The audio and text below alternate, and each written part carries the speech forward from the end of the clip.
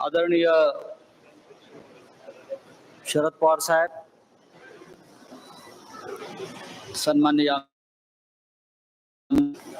सुमनताई पाटील, अरुण लाड, नितीन बांबुडे पाटील, सुकुमार कांबळे, जयंतराव पाटील,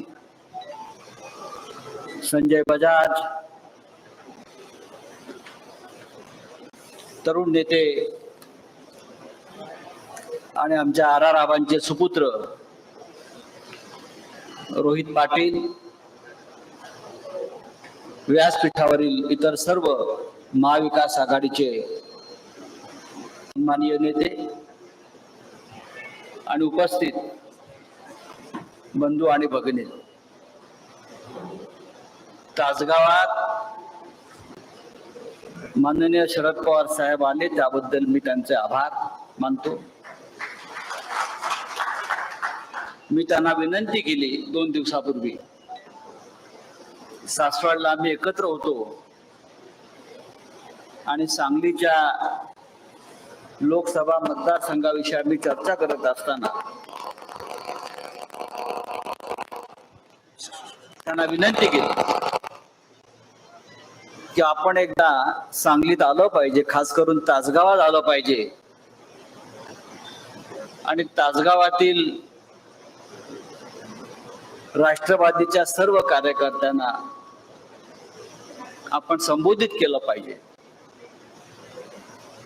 कारण सांगलीमध्ये जर महाविकास आघाडीचा उमेदवार चंद्रहार पाटील यांना मोठं मताधिक्य या लोकसभेत हवा असेल तर सगळ्यात आधी तासगाव मध्ये आपल्याला सगळ्यांना मजबूतीनं काम करावं लागेल. आणि जोपर्यंत आमचे रोहित दादा पुढाकार घेत नाही तोपर्यंत तासगावामध्ये काही घडत नाही हे मला सांगितल्यामुळे मी पवार साहेबांना सांगितलं की आपण स्वतः या आणि कार्यकर्त्यांना सांगा की आपल्याला महाविकास आघाडीची महाराष्ट्रातली प्रत्येक जागा महत्वाची आहे. देश संकटात आहे आणि देश संकटात असताना ज्या सांगलीनं स्वातंत्र्यपूर्व काळापासून स्वातंत्र्याच्या लढ्यात, क्रांतिकार्याच्या लढ्यामध्ये पुढाकार घेतला, त्या सांगलीला सुद्धा या दुसऱ्या स्वातंत्र्याच्या लढ्यामध्ये मागे राहता येणार नाही. हे सांगलीचं वैशिष्ट्य आहे. चंद्रहार पाटील हे महाविकास आघाडीचे उमेदवार आहेत. ते फार मोठे साखर कारखानदार नसतील. आबा कुठे होते साखर कारखानदार?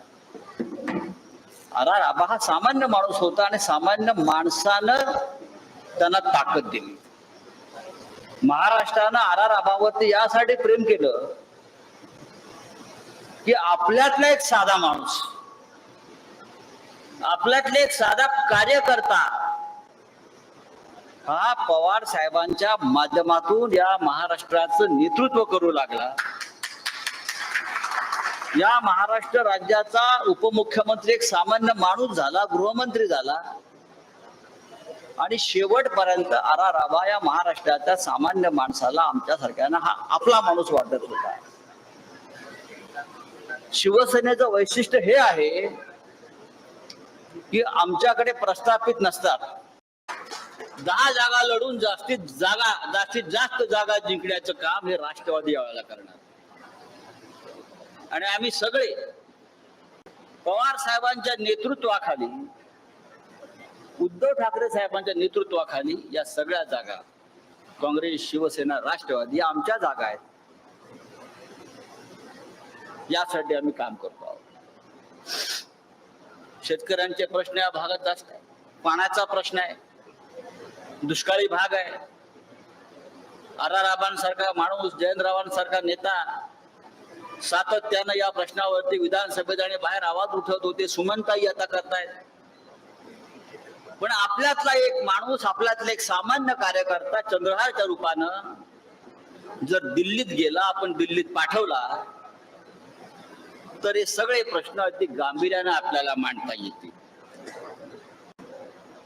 चंद्रहार जिल्हा परिषदेचे सदस्य होते आणि अत्यंत लहान वयात ते राष्ट्रवादीच्या मदतीनं सदस्य झाले. त्याच्यामुळे त्या अर्थानं त्यांचं कुळ आणि मूळ रोहित राष्ट्रवादीतच आहे. तेव्हा आपण आपल्यातल्या एका सहकार्याला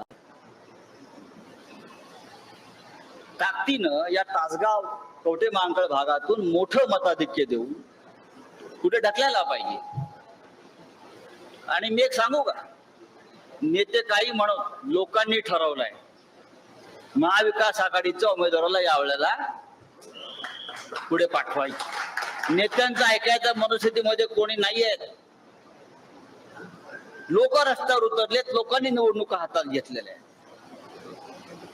या वेळेला घरापर्यंत जर लिफाफा पोचला भरलेला तरी लोक मतदान हे महाविकास आघाडीला देणार आहे. आज शरद पवार साहेबांनी इथे येणं गरजेचं होतं आणि ते आलेले आहेत. मी माझं भाषण आता आटोपतो घेतो, कारण संध्याकाळी माननीय उद्धव ठाकरे साहेबांची सांगलीमध्ये सभा आहे. त्या सभेत सुद्धा आपण सगळ्यांनी यावं.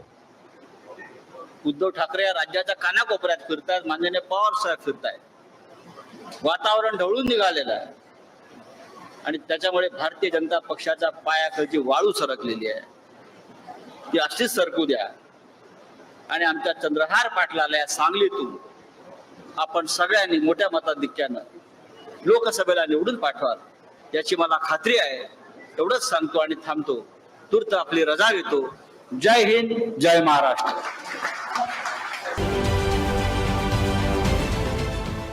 देश विदेशातील प्रत्येक घडामोडींचे लाईव्ह अपडेट मिळवण्यासाठी आता साम टीव्हीच्या सर्व सोशल मीडिया प्लॅटफॉर्मला लाईक, फॉलो आणि सबस्क्राईब करा.